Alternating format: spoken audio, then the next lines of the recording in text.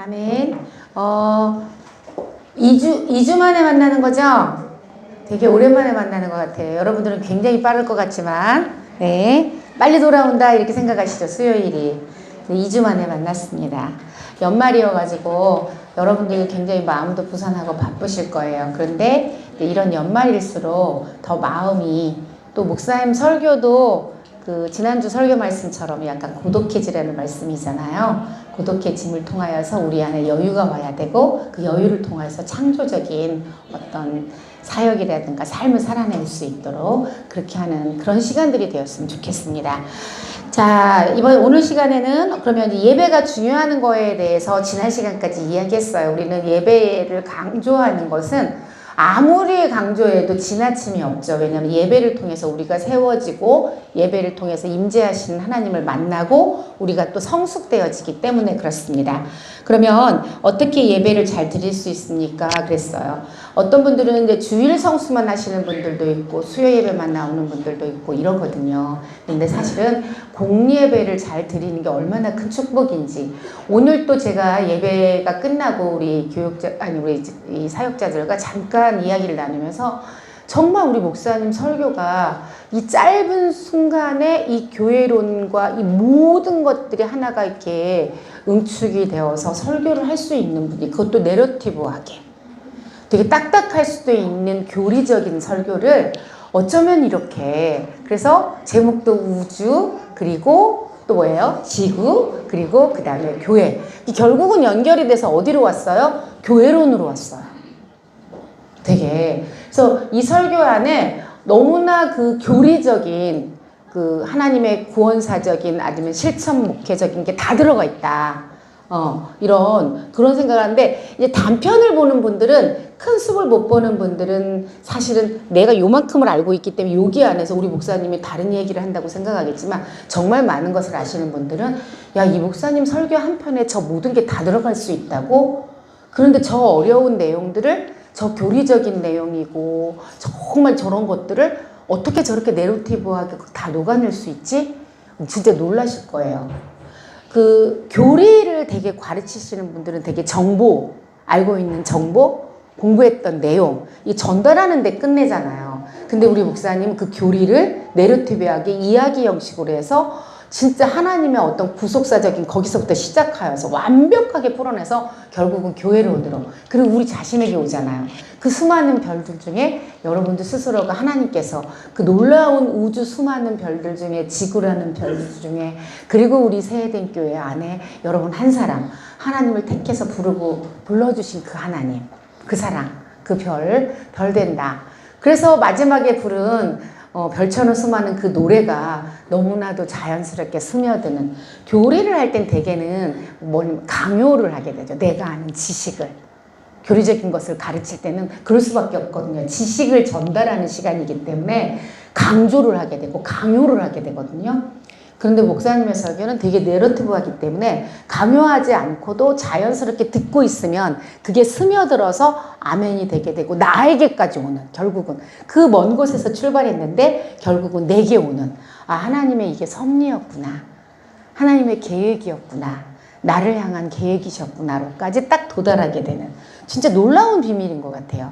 그래서 이런 설교를 하실 분이 많이 없으시니까 목사님이 이렇게 아까 그러더라고 우리 집사님이, 그러니까 목사님이 수요 설교를 할 수밖에 없을 것 같아요. 누굴 시킨들, 이런 말씀을 하시더라고요. 저 완벽하게 저런 것들 다 담아낼 수 있을까? 근데 이거는 그거를 이해하고 충분히 그 말씀 안에서 깨닫고 느낄 때야 이게 보이거든요. 근데 그렇지 않은 분은 목사님 왜 자꾸 저런 얘기만 하시지? 왜 저기서 왜 가요를 부르시지? 여기에 아주 편협적인, 그러니까 나의 편협적인 그 시야가 편협적인 것을 듣게 하고 편협적으로 이해하게 하는 거죠. 근데 이제 오히려 큰 틀, 그래서 굉장히 많은 것을 듣고 알고 계신 분들은 어느 한 부분으로도 굉장히 전문적인 분도, 야, 목사님이 저런 것까지 알고 계신다고? 너무 놀랍다, 이런 얘기를 했고, 또 한 양육교사는 지난 시간에 양육할 때 그 성도가 질문했던 내용들이었대요. 오늘 했던 것들이. 그런데 너무나 완벽하게 이게 그분이 또 그렇게 약간 지구과학 내지는 물리 막 이런 거 좋아하시는 분이어가지고 그런데 무슨 꼭 이렇게 이야기한 것처럼 그래서 예배 중에 문자를 카톡을 보냈더만요. 목사님 지금 얘기하시니까 나가서 한번 질문해봐. 우리 예배 1시에 끝날 뻔했어요. 다행히 그분이 떨려서 못 나간다고 그리고 해결을 받았기 때문에 그랬기에 망정이지. 이런 생각을 해봐요. 그리고 한 분은 제가 이제 양육했던 새가족들의 이야기를 들어보면 지난 주일에 전도해 온 사람이 옆에 있었는데 그분이 그렇게 되게 화려한 직업이고 되게 막 보기에도 너무 예쁘고 이런 분인데도 처음서부터 끝까지 그렇게 울더래요. 옆에 앉아서. 교회를 처음 왔는데. 정말 펑펑 울어서 전도해 온 사람이 당황스러울 정도로. 예배를 통해서 누구도 알아주지 못하고 얼마나 많은 옆에서 친하고자 하는 사람도 있었을 것이고 그 사람이 직업적으로 그렇게 화려하고 옆에 사람도 많고 그런 사람이었기 때문에 그랬을 것 같아요. 근데 사람이 많다고 그 외로움과 그 고독함이 사라지는 건 아니었던 것 같아요. 그러니까 교회를 처음 와서 예배의 자리에 처음 앉아서 목사님 설교가 첫 수가 나오면서부터 울기를 시작하는데 너무 우니까 그 전도했던 분도 진짜 당황스러울 정도로 그렇게 눈물을 흘리면서 어디에서도 알아주지 못하였던 것들을 담임 목사님의 입술을 통해서 알아주는 그런 걸 경험한 걸 같다 그러면서 제가 그런 이야기도 또 들었거든요. 전도자가 너무 당황스러웠다. 그 새가족이 그냥 너무너무 우니까 눈물을 멈추지를 않더래요. 끝나는 시간까지 안 울, 그렇게 끝까지 울더라는 그런 얘기를 하시더라고요. 그러니까 참 각 사람에게 우리 지난 시간 되게 은혜 많이 받았잖아요. 근데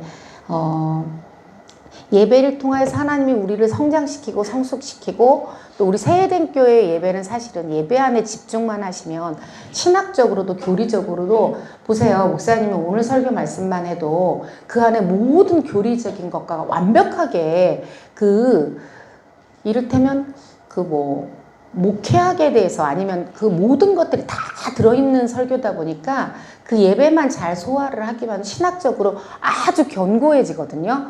그래서 신학을 전공하신 분들, 저희 양육교사들이 실은 뭐 신학을 전공한 사람도 아니고 물론 신학교를 지금 다니고 있는 분들도 계시고 이러지만 그렇지 않은 분이 태반이거든요. 그럼에도 불구하고 그들에게 권면을 할 수 있고 대화할 수 있고 오히려 그들이 자기들의 그 무릎을 꿇을 수밖에 없는 이유는 말씀이에요. 예배예요. 예배가 그들을 이 아주 신학적으로 흔들림 없이 그리고 우리 목사님 그 신학은 우리 목사님 자랑하시다시피 너무나 정통, 완벽한 이 안에 다 그 신학적인 체계가 완벽하게 잡혀 있어서 여러분들도 예배만 잘 드리기만 하면 그게 다 정립이 되거든요. 그래서 진짜 실제로 신학을 전공을 하고 오신 분들 저희가 양육하거든요. 선교사들 이런 분들 다 양육해요. 그분들이 신학이 되게 견고할 것 같죠? 천만에요. 내가 듣고 싶은 것만 듣고 내가 믿고 싶은 대로 믿어요. 심지어 대학에서 강의를 하는 교수님조차도 엉망이에요. 하나님 앞의 모습은 정말 엉망이에요. 그래서 양육교사로부터 권면받고 다시 다스림받고 이렇게 할 수 있는 이유가 예배거든요. 예배. 그래서 뭐 자기가 큐티한다고 뭐 어디 찾아다니고 성경 공부할 필요도 없다. 예전에는 그런 이야기를 많이 했어요. 저희 교회에서도. 예배만. 말씀만 집중해서 듣고 매 예배 때 수요 예배, 철야 예배, 주일 예배 말씀만 그리고 주일도 저녁 예배까지 지금 주일 저녁 예배 말씀도 목사님 되게 영적으로 성경적인 말씀을 영적인 부분을 완벽하게 성경에 근거하여서 말씀에 근거하여서 정말 조목조목 잘 풀이를 해주고 계시잖아요. 그래서 이런 말씀들이 쌓이면 이 견고하게 신학이 정립이 되거든요. 흔들림이 없는 교리적으로도 아무 문제가 없는 그러다 보니까 신학대에서 지금 강의를 하고 있는 교수님들조차도 지금 우리 양육교사들에게 양육을 받을 때 다시 재정립을 하는 시간이 되는 거죠. 진짜 엉망이에요. 그런 모습을 보면서 야 새해된 교회 예배가 정말 대단하구나. 정말 대단하구나. 그런데 이제 여러분들이 얼마나 그것을 소화해냈느냐예요. 소화해냈느냐.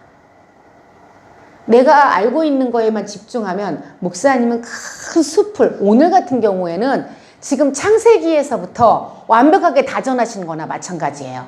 실은 말씀이.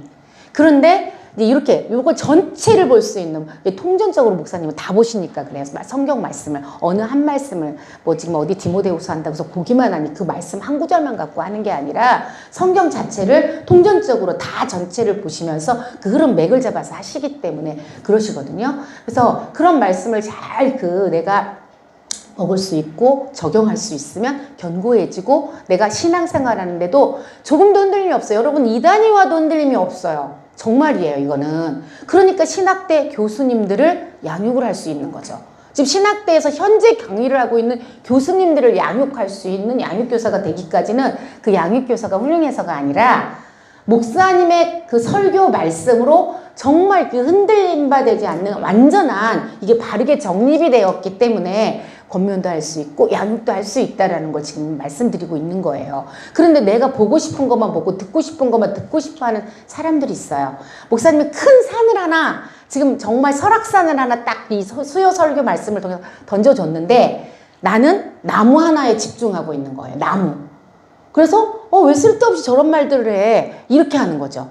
그 큰 산 속에, 숲 속에, 계곡 속에 나무 한 그루에 오기까지, 그리고 열매 맺기까지 요 흐름을 따라오면 좋은데 내가 그 나무 하나에 집중하니까 왜 우리 목사님 저런 설교를 하시는 거야? 왜 목사님 저기서 가요가 왜 나와? 왜 전체 흐름을 이해하지 못하니까. 그러니까 여러분들의 마음이 열리고 사모하는 심령이 되면 실은 예배를 통하여서 이런 놀라운 열매를 거둘 수 있다라는 거 꼭 참고하시기 바랍니다. 그래서 잘 이해를 하지 못하시고 오히려 말씀이라든가 이런 것들이 깊이가 없는 사람들 무슨 얘기를 하냐면 목사님 말씀에 은혜가 안 돼요. 당연히 안 되죠. 내 수준으로만 자꾸만 우리가 기린이 있잖아요. 기린 다리만 보는 사람들은 기린의 모습을 몰라요. 머리에서부터 몸 전체를. 다리만 보고 있기 때문에 길 따라 이게 뭐지? 자기가 아닌 게 다라고 생각하는 거예요. 그런데 전체를 보면 이게 기린인데 기린이 키가 크잖아요. 그런데 내가 보는 게 너무 작아서 폭이 짧아서 어떻게? 기린의 다리만 보고 있는 거죠. 그러니까 지금 다른 얘기를 하고 해도 전체를 이야기해도 이 다리에 집중하고 있으니까 무슨 소리를 하는지를 모르겠는 거죠. 여지껏 만났던 사람들 거의 대부분이 그랬어요. 목사님 말씀이 은혜가 안 돼요. 나를 탓해야 되는데. 그래서 제가 무슨 말씀을 했냐면 이거는 돼지목의 진주다. 돼지는 돼지를 탓하지 않는다. 진주를 탓한다. 진주의 가치를 모르기 때문에. 이런 얘기를 했거든요. 그래도 그런 과정, 너는 그래서 돼지니까 안 돼가 아니라 나를 볼 수 있으라고 이 얘기를 하는 거예요. 그렇게 볼 수 있도록 해주는 역할이 실은 여기 계신 모든 분들의 역할이라는 거예요. 여기 계신 분들의 얼마나 잘 적용을 해주고 이 눈높이에 맞춰서 그분들에게 어떻게 교훈적인 의미로 적용을 해줬을 때야 그분들이 이해가 되니까. 근데 이거를 못하고 말씀 은혜 좋은데 너는 돼지야 이렇게 얘기하면 안 된다는 거 제가 이해시키느라고 한 얘기죠. 집사님 은혜가 없어서 그래. 은혜가 없어서 그래. 그 답은 맞지만 은혜가 없어서 그래로 모든 것은 해결되지 않는다라는 거죠. 구체적으로 그러면 은혜를 받을 수 있도록 이분에 맞춰서 풀어서 설명해 줄 수 있고 이 가치를 알 수 있도록 해주는 작업이 필요한 게 그 작업을 하는 분들이 우리라는 거죠. 여기 계신 모든 분들. 그래서 이 예배가 왜 예배 오면 은혜 받아, 예배 오면 문제 해결 받아가 아니라 왜 그 예배가 좋은지, 이 예배를 통해서 왜 본분인지, 또 공예배는 왜 빠지지 말아야 하는지 이런 부분을 잘 설명해 줄 수 있고 설득해 주면 좋죠. 제가 예전에 양육했던 분은 저녁 예배만 나왔어요. 수요 저녁 예배만. 저는 근데 담임 목사님께서 오전 설교도 하시고 오후 저녁 설교도 하시는데 어느 날 제가 느낀 건데 어떤 날은 정말 성령의 역사와 임재가 오전 설교 때 너무 강력한 거예요. 또 어느 날에는 저녁 예배 때 그러더라고요. 그걸 놓칠 수가 없는 거예요. 어느 때인 줄 알고 그 예배만 제가 이제 이렇게 교육자가 안 됐을 때 그 비밀을 알고 나서 그래서 모든 예배를 놓칠 수가 없게 됐어요. 제가 실제로 있었던 일들을 어느 날 내가 이런 걸 너무 소름 끼치게 느꼈다. 만약에 내가 이 예배를 보지 못했더라면 내가 이제 통상적으로 내가 저녁 예배만 드렸다. 아니면 오전 예배만 드렸더라면 나는 이 하나님의 그 강력하게 역사하시는 그 은혜의 현장에 잊지 못하게 될까봐 너무 그 두려운 마음이 들면서 아까웠다, 내가. 그래서 그 다음부터 수요, 오전 예배, 그리고 저녁 예배를 나오기 시작했다. 이런 양육에 대해 얘기를 해드렸거든요. 이분이 그때 분당 사시던 분이고 차도 없는 분이니까 버스를 타고 오셔야 되거든요. 교회 버스를 못 타면, 셔틀을 못 타면 또 뭐 버스 타고 또 마을버스 타고 또 연결해서 와야 되시는 분인데, 그래서 그분이 그때부터 그분도 그러면 오전 예배, 저녁 예배를 나오기 시작하셨어요. 그런데 오시다가 이게 참 그게 사단의 역사죠. 마귀 역사인 것 같아. 버스에서 내리다 넘어지셔 버린 거야. 오전 예배만 나오시던 분인데 이제 저녁 예배 막 불이 나게 서둘러 오시고, 차가 그 셔틀을 놓쳤으니까 또 버스 타고 또 저기 죽전역에 내려서 다시 또 버스 타고 마을버스 타고 오는데 마음이 바쁘잖아요. 저녁 예배 막 늦어버렸으니까. 그때는 8시 예배가 아니고 그때는 아마 7시 반 예배였던가 더 시간이 빨랐어요. 그러니까 오시다가 서두르다가 딱 넘어지신 거야. 아까 진짜 다 다치신 거예요. 제가 너무 미안한 거예요. 제가 이제 얘기해서. 근데 이분은 그때 이렇게 다쳐갖고 와가지고 설교 말씀을 들었는데 저한테 그러는 거야. 그날 내가 저녁 예배 오지 않았으면, 박영희 전사님 오지 않았으면 자기는 전혀 오늘 오전 예배 때 받지 못했던 하나님이 주시는 그 응답, 깨달음, 똑같은 설교 말씀이고 오히려 저녁에 시간이 촉박하니까 목사님께서 빠르게 하셨음에도 불구하고 그날 엄청난 은혜를 받았대요. 그래서 자기는 후회하지 않는다고 다 갈았어요. 사실은 막 얼굴도 갈고 너무 안타까웠어요. 너무 크게 다쳐가지고. 그래도 교회로 들어오셨더라고요. 그래서 저는 지금도 근데 똑같아요. 여러분이 놓친 그 예배의 그 자리가 하나님께서 어쩌면 다른 사람에게는, 아니면 내게 주시고자 하는 응답과 사인이 너무나 선명할 수 있는 자리였을 수도 있다. 그렇게 생각하거든요. 그러니까 예배는, 모든 공예배는 놓치면 안 된다는 거. 그래서 그 자리에 응답이 내가 조금 편하려고, 아파야만 돼. 아픈 것 같아. 심지어 아픈 것 같아? 어쩐지 아픈 것 같아. 막 이래가지고 안 나와버린 그날, 하나님은 내게 꼭 필요한, 내게 응답이라든가 해결받을 것이라든가 하나님의 놀라운 역사를 일으킬 수도 있다. 은혜의 자리는 그래서 놓치지 말고 사모해야 된다.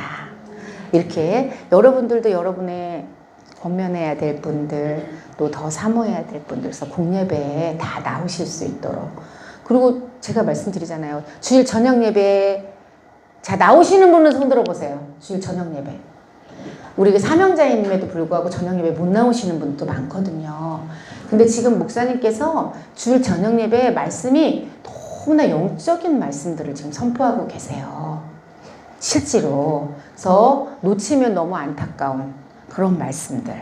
또 지난주, 지지난주 우리 급열밤도 했잖아요. 너무 감동적인. 못 본 사람들이 막 그때 못 왔으니까 영상 좀 올려주세요. 얘기 들었는데 우리 이택재 집사님 그 간증 영상 보고 싶어요. 어찌나 열아와 같이. 그래서 제가 유튜브에 오죽하면 올렸겠어요. 안 나오신 거죠. 소문은 들었는데 되게 은혜롭다더라.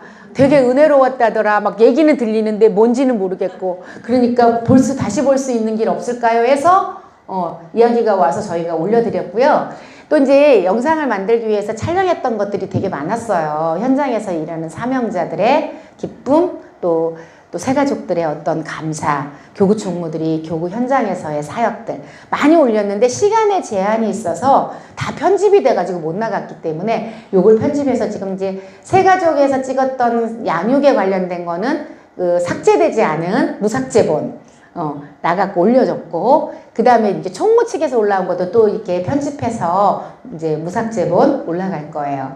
왜냐면 현장의 소리니까 제가 되게 감동이더라고요. 시간이 있으면 사실은 모든 사람들에게 다 들려주고 싶은 현장의 이야기였어요.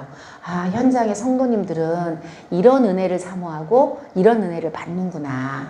이럴 때 감동을 받는구나. 이런 모습 때문에 교회로 한 발자국 더 나오게 되는구나. 이런 이야기들이 그 안에 많더라고요. 현장의 이야기들이. 그래서 안 되겠다 싶어서 여러분들의 요청도 있고, 또 촬영을 얼마나 덜덜덜 떨면서 하셨겠어요. 이분들이. 그죠? 원고도 없는데.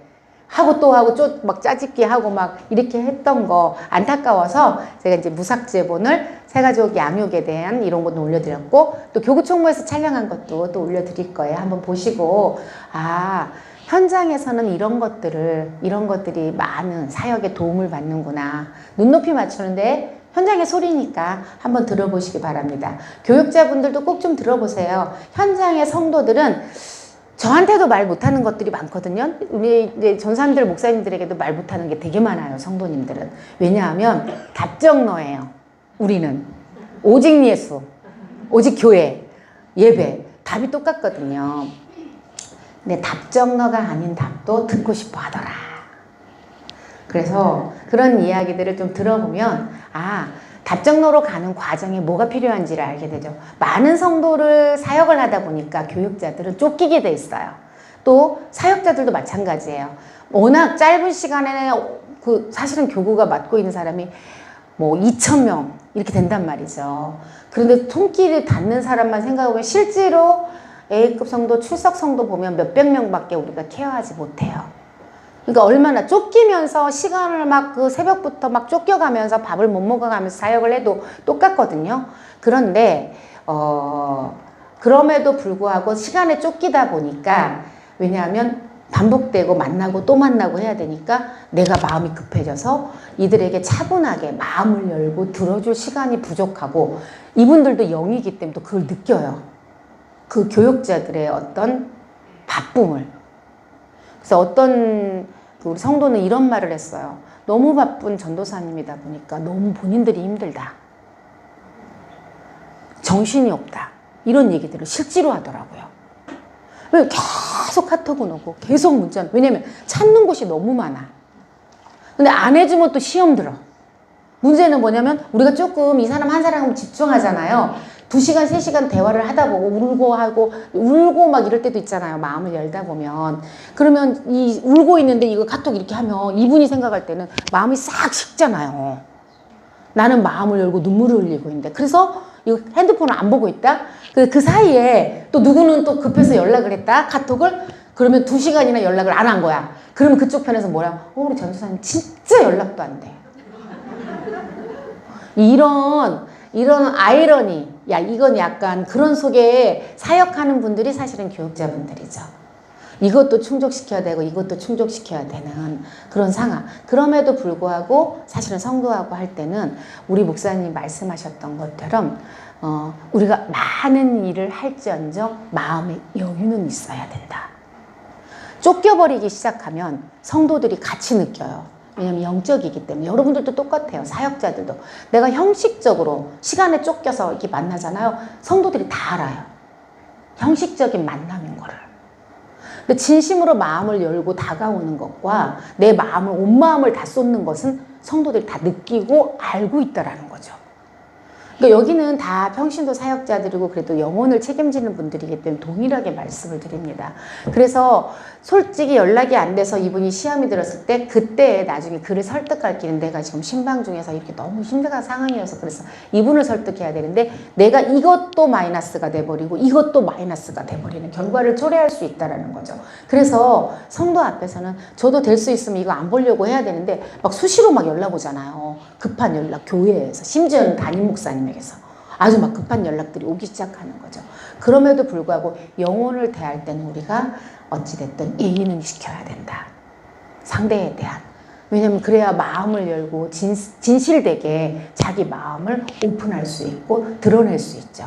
형식, 안 계속 이걸 보고 있고 막 이거 하면서 막 이러잖아요. 그러면 성도들은 마음을 싹 닫게 식어버리게 된다라고 꼭 잊지 마셔야 돼요. 아주 사소한 것인데 성도들은 굉장히 상처를 받아요. 만약에 이를테면 아이 이름을 몰라. 그렇게 얘기를 해줬는데 아니면 이름을 또 틀려. 아주 작은 일이잖아요.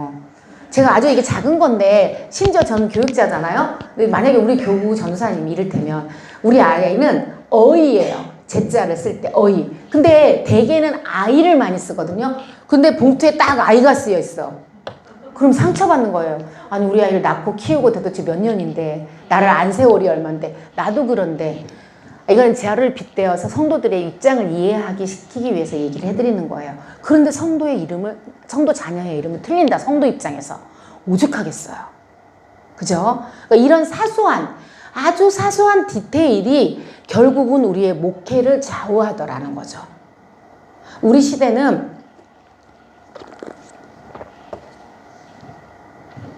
예전에는 큰 틀, 줄기만 잘 잡고 가면 됐는데 지금은 어떤 시대냐면 나노 시대라 그래요. 그래서 아주 사소한 디테일로 승부하지 않으면 사역적으로든 성도든 우리가 목회적으로든 어떻게 그들의 마음을 움직일 수 없게 돼요. 그래서 정말 잘하는 목회는 디테일이 강한 목회예요. 디테일이. 당연히 중심은 세워진 상태여겠죠.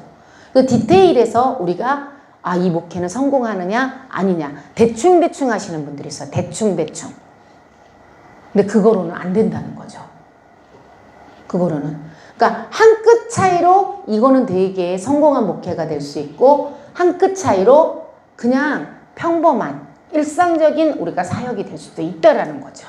그만큼 마음을 다하고 디테일을 다한다는 것은 디테일 하나는 뭘 말하냐면 내가 이 사람에게 지금 관심과 집중을 얼마나 하고 있느냐예요.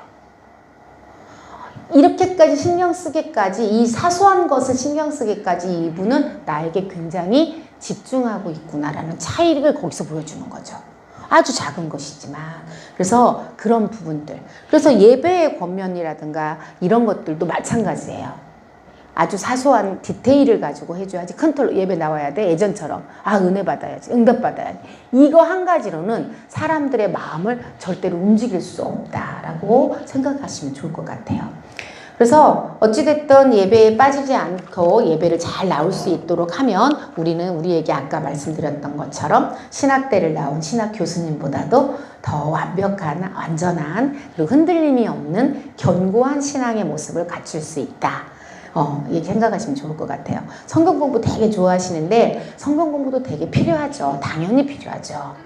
근데 플러스 알파죠. 그거는 예배라는 그 공예배라는 기본 틀이 세워진 다음에 성경 공부와 이런 것들이 채워져야 되는데 그런 건 안 하면서 막 성경 공부 큐티 찾아다니면 오히려 예배를 온전하게 드리는 게 더 유익이라고 지금 얘기를 하는 거죠. 그리고 온전한 예배 하에서 우리가 또 다른 것을 플러스 알파적인 것들을 해내면 훨씬 성장하는 데 도움이 되겠죠. 자, 그리고 우리 교회에 이거는 이제 오랫동안 해결해야 될 문제예요. 예배 시간에 미리 도착하는 거. 예배를 담임 목사님이 설교 시작할 때부터가 예배인 줄 아세요? 아니에요. 예배는 예배 시간에 미리 오시고 묵상하시고 우리가 기도하고 준비하는 그 시간부터가 예배인데 그냥 딱 목사님 설교 시간만 예배라고 생각하시는 분들 되게 많아서 그리고 또 설교 시간 전에만 도착해도 그것도 기적인데 어떤 분은 늘 설교가 시작하고 항상 이렇게 10분이나 5분이나 근데 여러분들도 쭉 지켜보면 사역자니까 다 아시죠? 늦는 사람은 항상 늦더라. 습관이라는 거죠. 습관. 그 습관이 너무 중요한데 이 내가 놓쳐버린 그 시간에 내게 필요한 하나님이 내게 응답하시는 그런 말씀들 묵상할 때 하나님 주시는 감동들이 사라질 수도 있고 그 시간이었을 수도 있다. 놓치지 않도록 온전하게 예배를 드릴 수 있도록 해주시면 되게 좋을 것 같아요. 그래서 우리부터가 달라져야 하고 또 그리고 우리가 새가족들에게 성도님들에게 권면해주는 예배 시간에 미리 도착해서 기도로 준비하는 그 시간이 정말 필요하다. 정말 사모하고 천국도 침노하는 자의 것이라 그랬잖아요. 근데 예배를 미리 준비하고 사모하는 심령으로 기도를 했던 사람이 말씀을 받는 것과 허겁지겁 와갖고 이제 뭐 예배 시작해버린 뒤에 앞에 잘려져 버리고 그 말씀 듣는 것과 어떻게 같을 수가 있겠어요. 그리고 저는 이제 기도하거든요. 미리 전에 무슨 기도를 하냐면 하나님, 목사님께 하나님께 주신 감동이 있을 텐데 저는 목사님의 영권과 목사님의 모든 것들을 그 감히 따라갈 수가 없으니까 저는 몇만 배, 몇천만 배의 은혜를 주세요. 그래야지만 저는 저 말씀을 다 내가 내 것으로 만들 수 있고 다 들을 수 있어요. 그런데 그렇게 하고도 그런 기도를 하고 준비하고 사모하고도 1부 예배, 2부 예배, 3부 예배, 4부 예배는 청년부 예배 제가 이제 방송으로 듣거든요. 청년부 예배. 다 몇 번을 들어도 사실은 우리가 온전하게 그걸 다 이해하지도 못해요. 또 그다음에 유튜브로 다시 또 들어. 그래도 마찬가지죠. 정말 그 깊이와 이거는 감당이 안 되는데 한번 띡 주일날 나오면서 그것도 예배 시간 다 시작해하고 목사님 설교하는 중간에 나와갖고 허겁지겁 앉아가고 눈치 보면 자리 찾다가 앉아갖고 그때서부터 말씀 들으면 그 말씀과 그 다음에 하나님의 그 예배 가운데 임재하시는 하나님과의 만남과 교통함이 어떻게 같을 수가 있겠어요. 그쵸? 그래서 그런 부분들을 좀 잘 알려주고 우리 성도님들이 예배에 좀 일찍 오셔서 그리고 또 우리 이제 평신도 사역자들도 많이 있는데 이미 예배가 시작됐어요. 기도도 시작하고 있고 기도도 하고 있는데 로비에서 계속 얘기하고 붙들고 기도 그러시지 마세요. 제발 부탁드립니다.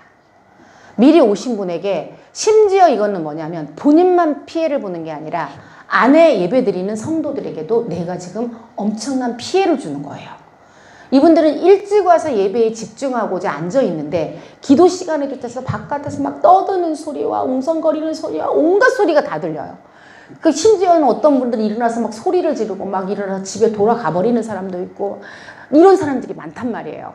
여러분들은 사역이라고 하는 것들이 결국은 예배를 방해하는 예배의 방해자로 된다. 이런 생각 꼭 하셔야 돼요. 그래서 딱 30분이면 시작하거든요. 그때는 누구든지 평신도 사역자가 됐건 누구든지 그리고 이제 늦게 오는 사람들은 교육자들은 어쩔 수 없이 해야 되면 목소리를 줄이고 눈인사만 하고 아는 척만 해주고 이렇게만 해야 되는데 이미 이제 저기서 대표 기도하고 있는데 이 바깥에서는 막 기도해주고 이건 진짜 안 돼요. 사랑을 표현하고 섬김을 표현하는 그 방법을 그런 식으로 하면 예배를 방해하는 것으로 하면 절대 안 된다는 거. 기도 제목이 있으면 일단 예배를 마치고 이따 교육자실을 만나자 해서 따로 기도해 주시고 관심 가져주시고 습관적인 기도 매주 와서 받게 하는 기도 이것 때문에 늦게 와 더군다나 늦게 온 사람들을 매주 기도해 주고 있어. 그럴 필요는 없어요. 제가 여러 번 광고도 하고 했는데도 불구하고 안에 있는 분들은 정말 그래서 한 번은 무슨 생각까지도 했냐면 밖에 있는 분들을 전부 다 안내를 한번 시켜볼까? 들어오라 그래서. 왜냐면 너무 이분들이 막 인상을 쓰고 컴플레인을 하니까 예배를 드리러 오신 분들이 이분들은 일찍 와서 예배 자리에 앉아서 정말 예배를 잘 드리고 싶은데 밖에 있는 교육자들과 평신도 사역자들 때문에 예배에 방해가 되는 거예요. 이러면 안 되잖아요. 이건 정말 안 되는 거잖아요. 물론 이유는 다 있어요. 이분은 늦게 오고 몇 년 만에 오고 얼마만에 교회를 나오고 많은 이유들이 있다니까요. 그런데 정말 지혜롭게 이분들을 그러면 케어할 수 있는 방법을 찾아야 되겠죠. 예배를 방해하면서까지 하면 안 된다는 거죠. 예배는 드리게 하고 그 이후에 끝난 이후에 안 되지.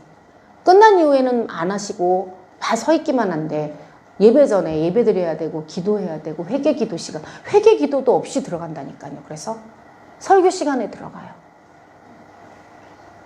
하나님 앞에 회개의 시간을 갖고 난 뒤에 말씀을 들어야 되는데 회개의 시간도 갖지 않고 말씀을 들어요.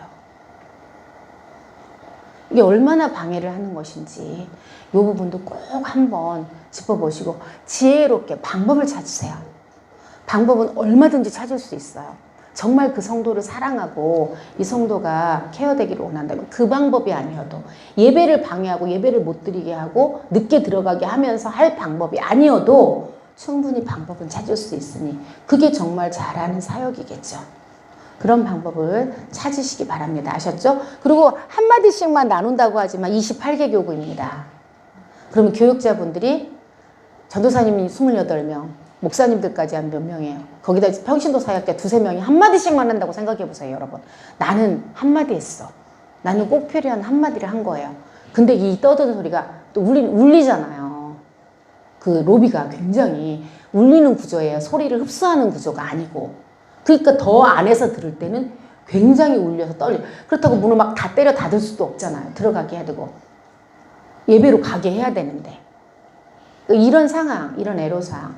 사실은 그런 부분들이 정말 예배를 방해하는 거라는 거.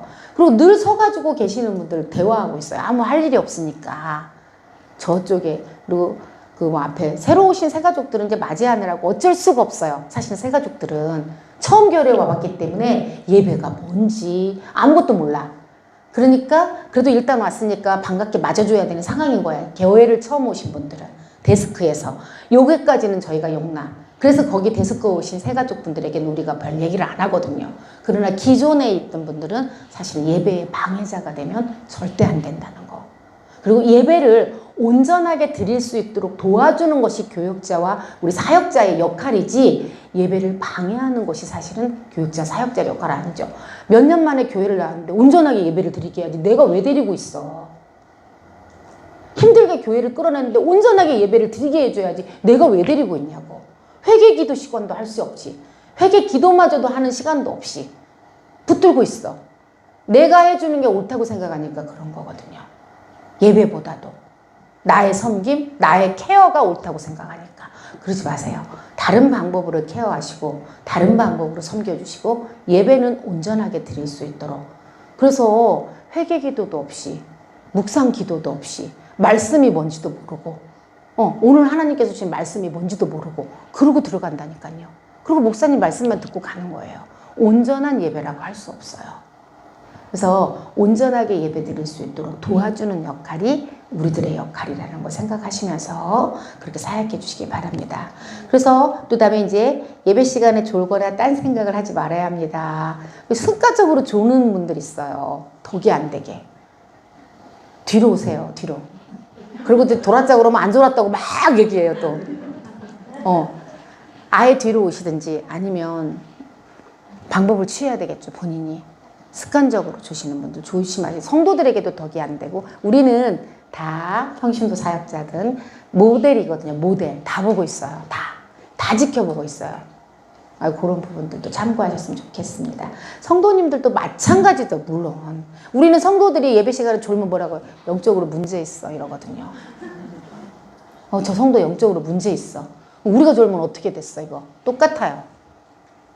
나는 예외일 수 없어요. 어느 자리에서 앉기만 하면 졸면 안 되죠. 네.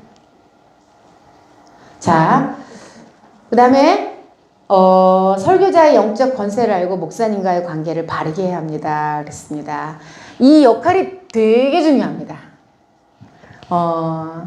목사님을 제대로 모르고 내식으로, 이제 우리 현대인은 확증 편향성이라고 해서 내가 듣고 싶고 보고 싶은 것만 보고 내가 알고 싶은 것만 알고 싶어 하는 그런 특징이 있기 때문에, 그게 뭐냐면 이를테면 편견입니다, 여러분. 다른 말로 표현하면 내 편견이 옳다고 생각하는 거예요. 그러니까 한 번 가진 편견을, 여러분들은 어떤 사람들이냐면 그런 것들을, 패러다임을 전환시켜 줄 수 있는 여러분들이어야 된다는 거죠. 그가 가지고 있는 그 부분을 확장시켜주고 확증 편향적으로 보고 싶어하는 그에게 열어주고, 그 다음에 잘못된 패러다임을 전환시켜주는 그런 역할을 하는.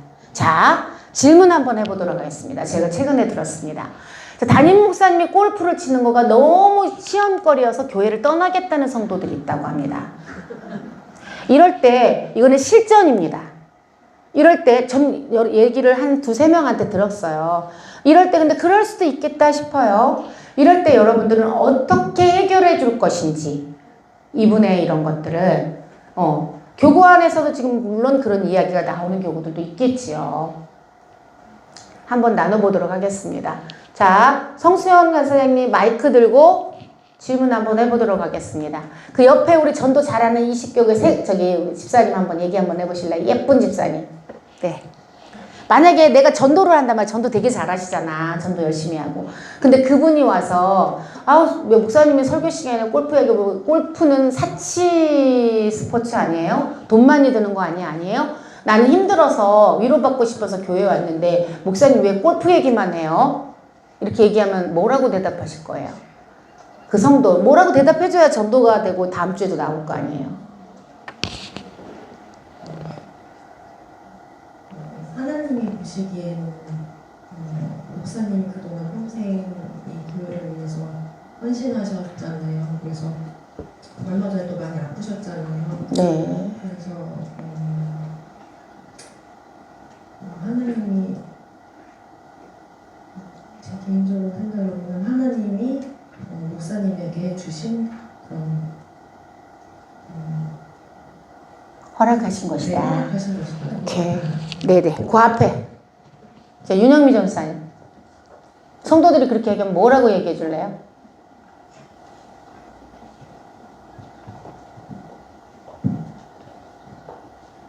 얘기가 길어질 것 같은데요. 아, 길지 않게 짧게도 얘기해도 돼요. 짧게도 설득할 수 있어야지. 네.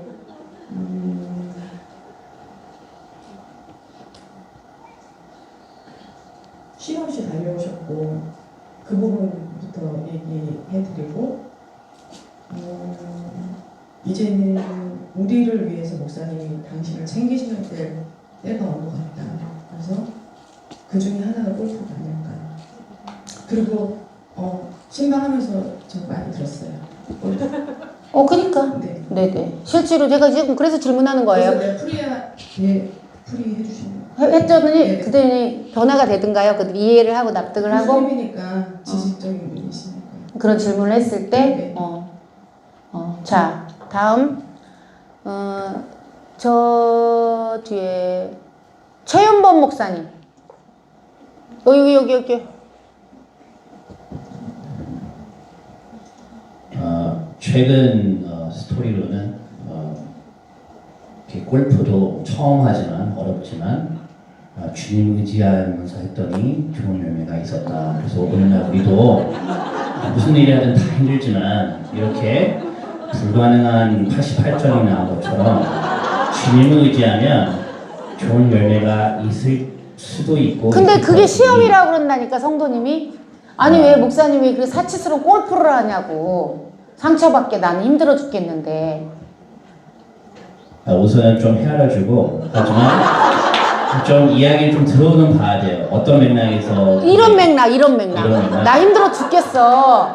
너무 난 힘들어졌는데 왜 목사님 사치스러운 골프는 아직 사치스러운 거잖아요. 그런데 왜 목사님이 골프를 치세요? 나 상처받아요. 치시면 조용히 치시지 왜 그런 걸 또 설교 시간에 얘기하세요? 산에 가지고 그런 건 괜찮아요. 근데 왜 골프여야 해요? 제가 아직 그런 분을 안 만나서 그런 것 같아요. 좀 이렇게 얘기를 좀 더 들어봐야 될 것 같아요. 이게 뭘 들어봐, 이 얘긴데. 이런 얘기에서는 제가 대답을, 그러니까 아까 앞에서 얘기한 건 제가 한 번씩은 다 다루긴 할 건데, 그걸로도 설득이 안 된다면, 그러니까 앞에서 얘기한 내용으로 설득이 안 됐다면 좀 더 이야기를 좀 해보긴 해야 될 것 같아요. 우리 담임은 그 기준이 있으시잖아요. 그 비용을 많이 쓰지 않고, 그리고 그 설교 준비에 지장이 안 되는 선에서 하시고, 그러한 부분, 그래서 건강을 위해서 하시는 부분. 네. 자, 여기 중간에 있는 우리 정은주 전사님 한번 설명해 주세요. 여기 중간에. 왜냐면 이거는 현장에서 실제로 질문을 많이 하고 있는 질문이랍니다. 현재 이슈가 되고 있고 이거 해결해 줘야 되거든요. 목사님 개인적으로 골프를 지향하시는 분은 아닌데 주변에 이제 장로님들이 마이크 좀 잘 들어봐봐. 네. 장로님들이 건건적인 골프를 주변에 많이 치시잖아요. 그래서 회원권도 있으시고 여러 가지 확보될 수 있는 비중이 있다 보니까 건면을 좀 하실 편이에요. 그래서 옆에서 겉면에서 치시는 거 어쩔 수 없다. 그건 아니죠. 그건 아닌데 주변에 이제 영향을 좀 끼치게 되잖아요. 내가 목사님이 지난주에 이제 말씀을 하셨잖아요. 8층에 게스트룸을 모델링 하셔서 이렇게 준비하시는 분이고 하는데 그냥 얘기해봐 그냥. 마이크 좀 어떻게 해보세요. 클럽의 목사님 사명과 홈페이지에서 말씀하신 것처럼 목사님 중심 있는 상황을 가지고서 골프를 진행하고 계시기 때문에 성도들이 어느 부분은 이제 인정을 하고 가고요. 세가족들 같은 경우에는 골프라는 그 단어 자체가 이제 조금 여러 가지 이제 수반되는 비용이 제발하는데 목사님 직접적인 것이 아니라 주변에 있는 장로님들이 여기다 좀 많이 해주는 돈 내주니까 가도 된다. 공짜다. 공짜 골프다. 이론상 돈 안 든다. 우리 목사님은 그 얘기네. 네, 그 얘기네요. 기준이 명확하게 계시다는 걸로 표현을 하셨기 때문에 그걸 가지고서 얘기를 하시는 분이 본인이 하셔야지. 네. 자, 그 다음에 그러면 네. 질문 자체가 무조건 부정적인 건 아니에요. 아니 전사님 이거 아니 나는 내가 지금 직접 들은 말을 하는 거예요. 성도의 소리를. 내가 뭐를 만들어서 하는 게 아니라 가상이 아니라 실질적으로 제가 받은 질문을 얘기한 거예요. 네네네. 근데 전사님 앞에서는 내가 볼 때는 직접 대놓고 부정적으로만은 말하지 않아. 나도 나한테 1대1로 그 사람이 그 불평하는 사람이 했다면 이제 좋은 편도 얘기하고 나쁜 편도 얘기하지만 내면의 소리는 똑같아요. 우리는 A 언어, B 언어를 들을 수 있어야 돼. 교육자 앞에서도 다 까서 얘기하진 않아요. 그러나 내면에서 B 언어는 뭐야? 불평이에요. 원망이에요. 나한테는 불평과 원망을 수렴해서 중간 과정을 겪어서 다 들어온 소리니까 그대로 그 얘기를 하는 거고. 지금 여러분들 중에서 들은 사람 많을 거예요. 그러니까 본인만 들은 게 아니라 난 여러 군데 여러 교구서 들었으니까 전사님 이게 맞다라는 거. 또 자 그러면 이제 양육을 담당하시는 분들은 이런 얘기를 실제로 들었고 어떻게 하는지 한번 들어봅시다. 성수영 간사장님 한번 해보세요. 양육을 담당하고 있으니까. 여기 앞에서 그거 소리가 시끄럽게 나면 이 마이크도 왜냐면 우리 다 이게 해결해야 될 문제고 어떻게 답을 해줘야 되잖아요. 여러분들도 많이 들었어요. 실제로. 이거 실제적인 얘기예요. 양육하면서 들었죠. 뒤에서 가까워서 거기서 얘기하세요. 성수영 간사장님은 어떻게 들었어요? 양육하면서 들을 때. 조금 젊은 집사님들이 그런 생각을 많이 하시는 것 같아요. 조금 나이가 있으시고 본인이 골프를 치시는 분들은 조금 이해를 하시면서 뭐 저거 다 봐주는 거야 뭐 이런 식으로 그냥 뭐 재밌게 또 아까 최은범 목사님 풀으신 것처럼 또 그렇게도 이해하시고 하시는데 젊은 분들은 자기들도 골프를 치고 싶은데 지금 못 치고 있는데 목사님이 왜 골프를 치느냐 그거를 그리고 이렇게 굳이 얘기를 하셔야 되냐 그런 얘기들을 하시더라고요. 그래서 저도 방금 앞에서 얘기해 주신 전도사님들처럼 또 이렇게 집사님처럼 목사님이 그동안 사실 충분히 칠 수 있는 상황에서 그것이 덕이 안 될 거라고 생각하고 참아오신 시간이 있었고 근데 너무나 이제 탈진이 와서 힘들어지셨을 때 나도 솔직히 목사님께 개인적으로 얘기를 할 수 있다면 목사님이 골프를 한번 쳐보시면 너무 좋겠다는 생각을 했었다. 왜냐면 누구든지 약간 탈진이나 우울이 들어오면 낙심이 되고 무엇을 해도 사실 회복이 안 되잖아요. 그래서 목사님의 성격상 이런 이제 승부욕이 있으시니까 이제 넓은 데 가서 골프를 한번 쳐보시면 어떤 의욕이나 이런 게 좀 살아나시겠다 생각해서 나도 그렇게 생각을 하고 있었는데 주변에도 그런 분들이 있어서 권면을 해주셨고 그래서 정말 조심스럽게 치고 싶으셔서 여러 번 성도들에게 그렇게 자기가 이렇게 좀 연습하고 있다라든지 이거를 그냥 굳이 얘기하신 이유는 혹시라도 성도들이 상처받을까봐 그렇게 또 생각할까봐 되게 조심스럽게 접근을 하셨고 근데 그것 때문에 목사님이 굉장히 이렇게 또 제가 살아나신 걸 좀 느끼고 말씀도 힘이 다시 있어지시고 그래서 나는 너무 고맙다 골프가 그러니까 나는 그렇게 개인적으로 생각을 하는데 그러니까 뭐 목사님이 낮은 사람들에게 맞춰줬으면 좋겠다 막 이렇게 얘기를 하시더라고요. 근데 저도 양육을 해봤지만 저도 어려운 점을 이렇게 서로가 어려운 점을 이야기하면 나도 겪었던 어려움과 회복된 걸 얘기하지만 우리가 그렇다고 해서 그 상대방에게 모든 걸 맞춰서 내가 지금 일부러 파산을 해야 그 사람에게 높이 맞추기 위해서 정말 어디까지 낮아지고 없어야 되고 사람마다 어려움은 다 다른데 모든 사람한테 다 맞춰서 낮아진다는 것 자체가 어렵고 목사님 그 나이에 지금 이 연세에 이 정도 할 수 있다고 생각하는데 그 정도 좀 이해해주면 안 되겠어? 그냥 이제 뭐 양육 1대1 하니까 그렇게 얘기 나눴던 것 같아요. 그리고 옛날에 뭐 목사님이 스키 타셨다 막 해서 성도들이 뭐 언제 스키장 가셨어 했는데 사실 썰매 타시고 막 그러셨잖아요. 그러니까 목사님은 운동에 대한 편견이 전혀 없으시다 사실은. 그렇게 그냥 근데 이게 골프가 시간을 너무 많이 쓰이기 때문에 이걸 절제하시려고 항상 앞에서 그렇게 얘기하시는 거다. 그냥 그 정도로. 네, 이제 우리는 모두 다 마음 여기 계신 분들은 다 똑같아요. 목사님에 대한 마음을. 그런데 이제 시험이 들고 그런 거에 원망하고 불평하는 사람들에게 이제 해결을 해주고 패러다임의 전환을 시켜줘야 하는 거잖아요. 그분들이 납득이 돼야 되는 거잖아요. 근데 그분들은 왜 목사님 골프를 해? 뭐 건강한 거 다른 거 해도 되는데 꼭 저렇게 돈 많이 들어가는 골프를 해야 돼? 우리 사회에서 아직은 골프는 사치 스포츠잖아. 뭐 이렇게 생각하는 그들의 기준. 그리고 목사님 그걸 하는 거에 대해서 어쨌든 열등감, 비교의식이 드는 거죠. 목사님은 이제 상류층이 되고 나는 아닌가? 이제까지 우리 목사님은 가난하고 힘들고 어려운 사람들에 가까운 그런 분이었고, 그러니까 성도들은 우리가 알아야 될 게 뭐냐면 되게 이기적이다. 나는 누려도 목사님은 누리면 안 된다고 생각하는. 그래서 실제예요, 여러분. 내 남편은 골프를 쳐도 되지만 우리 목사님은 골프를 치는데 인색해요. 진짜예요. 심지어 우리 목사님 정도의 연배가 되시고, 그리고 목사님 우리 뭐 연봉이 얼마 되지 않은 연봉 4천, 5천 되시는 분들도 다 골프를 쳐요. 사업적으로가 됐건 어떤 교제, 그들도 사업적인 비즈니스라고 하지만 어떤 관계를 위해서 치는 거잖아요. 관계를 위해서. 근데 우리 목사님도 관계를 위해서 칠 수 있다는 얘기죠. 장로님들은 거의 다 골프를 치고 있어요. 여러분 느낀 거 없었어요?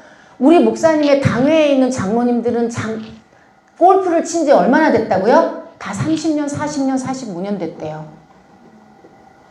장로님들은 지금. 그리고 젊은 분도 있어요. 심지어 장로님 중에 30대, 40대 초반도 있어요. 40대 초반도 있어요. 이런 분도 지금 골프를 치고 있는데 그렇게 같이 골프를 쳤다는 사람에 대해서는 아무도 시험이 들지 않아요. 장로님인데. 그런데 목사님이 골프 쳤다는데 시험이 들어. 목사님이 이미 60이 넘었는데. 얼마나 우리가 이기적인 시각을 가지고 지금 주의 종을 대하고 있는지. 그리고 이게 골프를 이제 이런, 아까도 다 얘기했잖아, 전사님들도. 여기 골프를 치기까지의 과정.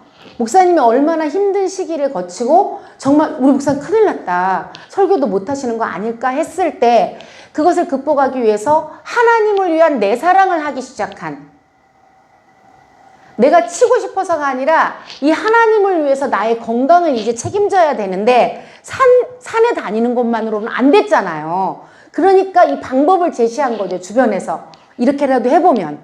그리고 맨날 골방에 박혀서 말씀만 묵상하고 뭐 하나 세우는 시간도 없으니까 나가는 게 좋겠다라고 해서 이제 많은 분들이 이 방법을 제시한 거예요. 목사님은 이걸 하면은 이거는 누구를 위해서? 목사님만을 위해서가 아니라 우리를 위한 거다. 곧. 그때처럼 그렇게 설교 못 하시고 강대상에도 못 서시고 서 있지도 못하시고 말도 못하는, 건강을 신경 쓰지 못해가지고 이런 사태가 오지 않게 하기 위해서 곧 목사님을 관리하는 게 아니라 우리를 위해서 말씀을 잘 선포하기 위한 내 관리, 하나님을 위한 내 사랑을 지금 하고 있는 거. 하나님을, 아까 나는 저기 교회 온 지도 얼마 안 됐어요. 저분이 하나님께서 허락하신 것 같다. 그 힘든 시간을 거치고 난 후에 자기가 볼 땐 누가 뭐라고 하든 내가 볼 땐 그런 것 같아 라고 말해줄 수 있는 이거. 그리고 주의 종이라고 누리지 말라는 게, 하나님은요 누구에게나 누리기를 원하세요. 평생을 목회를 해오셨어요. 미친 듯이 진짜 강대상에서 그렇게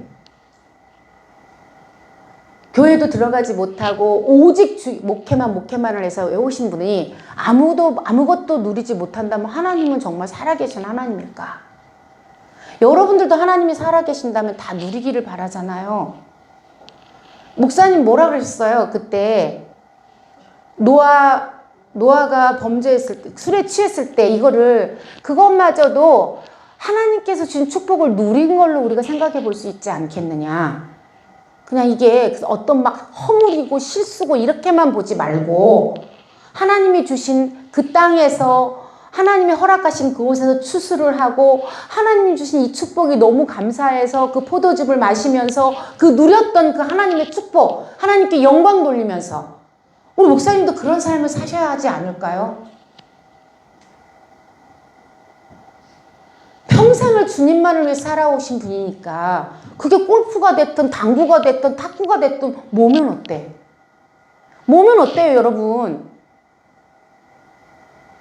굳이 뭐 상도들 눈치 보면서 막 얼마고 누가 돈을 대주니까 치고 못 대주니까 그렇게가 아니라 그냥 하나님이 허락하신 것을 누리는 거로 보면 안 될까? 또 우리 목사님이 그랬대. 어느 그 안수 집사들은 막 몰려와가지고 골프 잘 치는 사람한테 물어보더래. 목사님이 지금 뭐 아까 얼마? 88 치고 79 쳤다는데 그게 믿어지냐고 말이나 되냐고 그랬더니 이 안수 집사님이 정말 우리 양육하는 집사님 남편인데 그분이 양육을 해야 되겠더라고. 그분들한테 그랬대. 골프를 되게 잘 친대요. 그래서 1등 상도 받고 홀인원도 하고 그런 분이래. 그런데 이랬대. 아니 60을 치면 어떠고 50을 치면 어떠고 100을 치면 어떠냐. 얼마 전까지도 목사님께서 너무 힘드셔서 설거도 못하시던 목사님이 나가서 저렇게 움직일 수 있다는 거 그게 너무 감사한 거 아니냐. 그 몰려온 그분들한테 그렇게 얘기를 했대. 집에 와서 그랬대. 우리 이제 양육하는 집사님 남편인데 집에 와서 아니 안수 집사님들이 내가 골프 잘 치는 줄 알고 와가지고 믿어지냐고 이게 사실이냐고 막 사실이면 어떻고 거짓말이면 어떠냐. 누가 좀 봐줘서 80 나오면 어떻고 70 나오면 어떻고 안 봐줘서 이겨서 하면 어떠냐. 그게 우리는 중요한 게 아니지 않냐. 그렇게 힘들어 하시던 목사님이 그 골프채를 칠 수 있다는 것만으로도 그냥 그건 축복 아니냐. 너무 우리가 감사해야 될 일 아니냐고 그 안수 집사님들한테 이야기를 했대요. 우리 안에 있잖아요. 흔들림이 없으면 중언부언 할 필요가 없어요. 아까 우리 그 20교구 저 집사님처럼 하나님이 허락하신 거 아닐까요? 그 한마디면 돼요, 여러분. 한마디면. 왜 우리 목사님은 골프 치면 안 돼요? 지 남편은 치면서. 나이도 어려갖고 40도 30도 안 돼서 치는데 우리 목사님 60 넘었는데 왜 치면 안 돼요? 왜 성도들 눈치를 봐야 돼요? 이런 거 갖고? 너무 성도들 이기적인 거 아니에요? 우리는 다 해도 되고 목사님은 하면 안 된다는 그 이기심이잖아요. 우리 목사님은 가난해야 되고 우리 목사님은 집도 없어야 되고 우리 목사님은 골프도 쳐도 안 되고 그냥 뒷동산이나 올라가야 되고 도시락 싸서 밥 먹어 소박하게 먹으면 박수 쳐주고 자기네들은 뷔페 가고 해외여행 가는데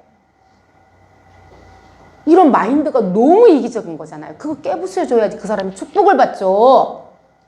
그 사람들 눈치를 볼 게 아니라 이게 깨져야 이 사람이 복을 받죠. 주의 종을 그렇게 판단하고 있는데 어떻게 복을 받아요? 주의 종을 누리면 안 돼요? 더 누려야죠. 더 잘 돼야죠. 하나님 살아계시는데 우리 목사님이 진짜 참 주의 종이라면 당연히 하나님이 부으시겠죠. 아까 저 집사님 말처럼 하나님 허락하시겠죠. 가장 맞는 걸로. 아까 누가 얘기했잖아. 우리 목사님은 다른 운동보다 승부욕이 있으니까 이걸 하면 더 집중할 수 있을 것 같으니까. 목사님이 하기 싫으면 그것도 못한다니까요. 골프도 목사님이 마음에 안 맞으면 한번 나갔다가 말아버린다니까요. 그런데 목사님하고 성향이 맞으니까 하나님이 그래서 그걸 허락하신 거라니까요. 그걸 뭘 그렇게 갖다 붙어. 변명할 필요도 없잖아요. 그 마음 안에 이기심이 있다니까. 나는 되고 너는 안 돼. 목회자는 가난하게 살아야 해. 목회자는 힘들어야 해. 그 이기심. 아까 얘기했잖아. 그럼 어디까지 가난해져야 되냐고. 그러면 막 그 사채빚 얻어서 막 다 그 부도난 거기까지 내려가야 자기 마음에 맞는 거냐고. 그 얘기하는 거잖아요. 아까 성소영 간사장이 하는 얘기가. 거기까지 이해해야 그래 같이 하는 거예요? 아니잖아요. 하나님의 살아계심을 보여줘야잖아요. 누릴 수 있는 걸 보여. 너도 예수 제대로 믿어. 하나님 제대로 믿으면 너도 골프 칠 수도 있고 이 나이 때 되면 다 누릴 수 있어. 하나님 그런 분이야. 하나님 그런 분이시잖아요. 우리 하나님 살아계시는데 우리에게 맞는 것을 주시는 하나님이시잖아요. 주의 종은 모델로 주시는데 우리는 그걸 보고 소망을 가져야지. 아, 목사님처럼 살면 저렇게 살 수 있구나. 목사님처럼 주의 일에 올인하면 우리는 골프도 칠 수 있고 우리는 내가 하기 싫어도 다 저렇게 다 잡아갖고 근처에 멀리도 안 가고 하나님 30분 근처에. 그러나 만약에 우리 목사님 그랬잖아. 주보에 딱 나와 있잖아요. 나는 기준을 세워놨다. 하나님의 말씀이 준비되지 않으면 안 간다. 30분 이상의 거리는 가지 않겠다. 기준까지 다 세워놨다니까요. 골프막이 물러가라. 너무 깨어 계신, 걱정할 게 뭐 있어. 목사님이 너무나 거기에 빠져갖고 진짜 골프마귀에 사로잡혀서 목회를 등한시한다든지, 그러면 그건 염려해야 되죠. 우리 목사님 왜 저렇게 골프에 빠져갖고 설교를 저런 모양으로 해? 이렇게 얘기할 수 있으나, 목사님의 기준이 명확해서 말씀에 우선되고, 그리고 아무리 좋은 골프장이 있다고 해도 안 가고 30분 이내에 나는 건강을 위해서 가까이서 하는 거니까 멀리 시간 할애하지 않겠다. 딱 정해져 있잖아요. 이렇게 깨어있는 목사님도 뭘 염려해요? 뭘 걱정해요? 그러면 누리면 되는 거죠. 아, 이런 목사님 주신 것이 너무 감사하다. 다른 분들은 이야기도 안 해요. 왜? 당연히 치는 거니까. 이슈거리도 안 돼. 저는 목사님 너무 불쌍해요. 성도들 눈치 보는 것 같아서 내가 지금 골프 치는 것을 납득시키고 싶어하는 그 목사님, 설득시켜. 뭘 그런 걸 염려하게. 왜? 이런 성도들이 있으니까. 이렇게 걸고 이렇게 걸고 이렇게 걸고 이렇게 거는 성도들 너무 불쌍하지 않아요? 일생을 주님을 위해 살아왔는데 건강까지 잃어가지고 정말 설 수도 없어서 하나님이 허락하신 시간인데, 하나님이 허락하신 거예요. 다른 게 필요가 없어요. 주님이 허락하셨어요. 우리 목사님은 주님이 허락하시지 않으면 안 하시는 분이세요.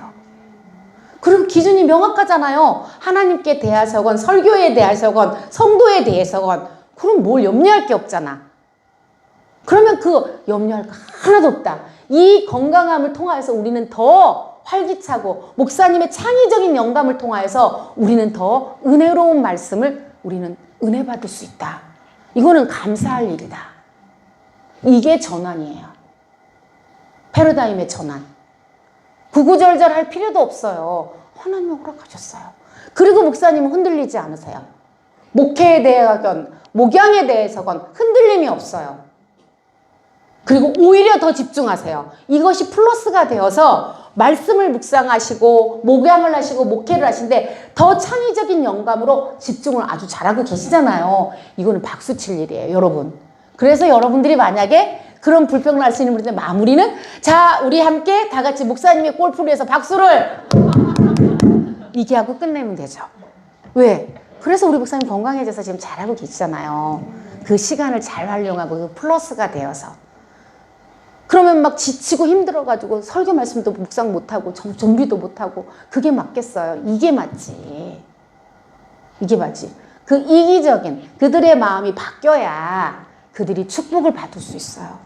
어떻게 주의 종에 대해서 그렇게 꼬치꼬치 이기적인 걸 잣대를 대서 그런 성도가 복을 받을 수 있겠어요? 어떻게 문제 해결을 받을 수 있겠어요? 그죠? 이런 역할을 해주는 게 여러분. 근데 여러분 안에 이 확신이 있어야 된다는 거예요. 그래야 그들을 이 패러다임의 전환이 가능한 거죠. 설득하는 것과 패러다임의 전환은 달라요, 여러분. 잘못된 패러다임을 전환시켜줘야 돼요. 그러면 이들이, 아, 정말 목사님이 이렇게 건강하게 무엇이 됐건, 골프가 아니라 뭐가 됐건 하셔서 건강만 하시고 그걸 통하여서 목회를 더 잘하실 수만 있다면 뭐든지 아멘. 우리 마음은 그런 거잖아요, 여러분. 뭐든지 아멘. 그럴 수 있는 여러분들이 되셔야 되겠죠. 이 현장에서 이게 여러 군데에서 제가 말을 많이 들었어요. 한 곳에서만 들은 게 아니라. 그러니까 목사님도 칼럼도 쓰시고, 근데 그렇게 눈치를 보시는 목사님이 저는 너무 불쌍하고 안 됐어요. 진짜. 너무 안 됐어요. 그럼 할 수 있는 상황에서 안 하고 그 뒤로 조용히 하고 막 이런 게 그게 위선 아니에요? 목사님 항상 이게 전공법으로 나가시는 분이어가지고 숨기고 뒤로 뭐 하고 이런 걸 못 하시는 분이라니까요. 솔직하게 확실하게 그냥 이런 분이시니까 그게 또 감사하잖아요, 여러분. 다른 교회에 100명 목회하고 200명, 300명 목회하는 분들도 목사님들 계시잖아요. 다 거의 골프예요. 자기 그 목회하시는 분들은 거의. 그게 교제고 거기서 또 만나서 목회에 대한, 그분들은 나름 뭐냐면 비즈니스를 하듯이 거기서도 목회에 대해 서로 나누고 토론하고 관계 형성을 하고 한다고 생각해요. 똑같죠. 똑같아요. 그 왜 우리 목사님만 예외를 두고 싶어 하는지. 그러니까 이런 부분들이 여러분들의 마음에 확고해야 확실하게 그들에게 풀어줄 수도 있고, 내 마음에 이건 하나님이 허락하신 건데 뭐가 거슬려요. 하나님이 허락하신 걸 누리고 그것을 통해서 창의적인 영감으로 또 목회하시면 되는 거잖아요. 그죠? 아멘? 여러분들 그렇게 답을 해주셨으면 좋겠습니다. 아멘. 여기까지 하겠습니다. 하나님 감사합니다. 우리는 먼저 인간적인 생각들을 먼저 합니다. 하나님께서 허락을 하셨는지, 하나님께서 베푸신 것인지, 하나님의 뜻인지 이것을 먼저 돌아볼 수 있는 저희가 되었으면 좋겠습니다.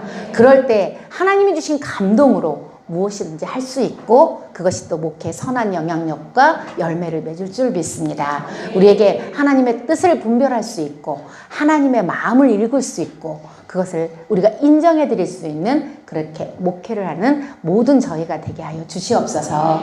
감사드리며 예수님의 이름으로 기도드렸습니다. 아멘. 수고하셨습니다.